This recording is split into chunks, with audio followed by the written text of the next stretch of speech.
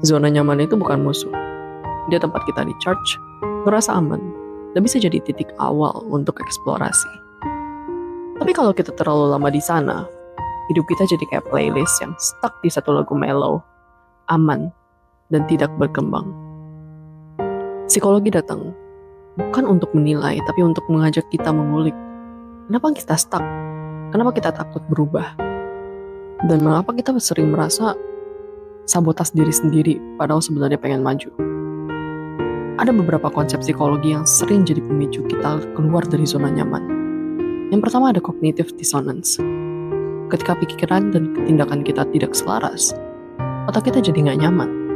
Misalnya, kita bilang ke orang lain kalau kita pengen hidup sehat, tapi tiap malam ngemil gorengan. Ketidaknyamanan itu bisa jadi dorongan buat berubah. Kalau kita berani jujur sama diri sendiri. Growth mindset, konsep dari Carol Dweck. Ini ngajarin kita bahwa kemampuan itu bisa dikembangin, bukan bawaan lahir. Tapi untuk embrace growth mindset, kita harus siap gagal, siap malu, dan siap belajar dari kesalahan. Gak nyaman? Banget. Tapi ini adalah salah satu cara yang powerful. Zone of Proximal Development, ZPD, dari Vygotsky.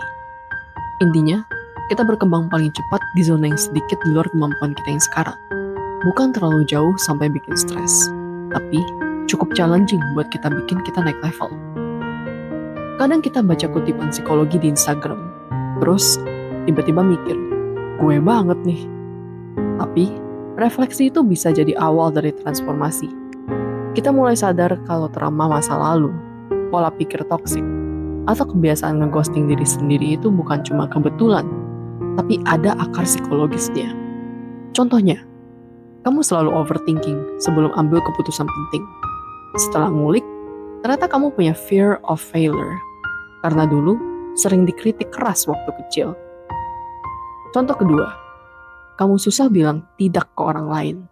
Ternyata, kamu punya people pleasing tendencies, karena takut ditolak atau dianggap egois. Dan begitu kita sadar kita punya pilihan, tetap di zona nyaman yang familiar, atau mulai pelan-pelan ubah pola.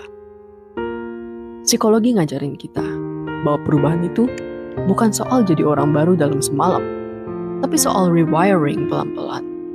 Mulailah dari hal kecil. Berani jujur dengan perasaan sendiri. Ngomong di depan umum walau tangan kamu gemeteran. Nolak ajakan nongkrong kalau lagi butuh waktu sendiri. Nulis jurnal buat ngelacak pola pikir yang bikin kita stuck. Setiap langkah kecil itu kayak push up buat mental.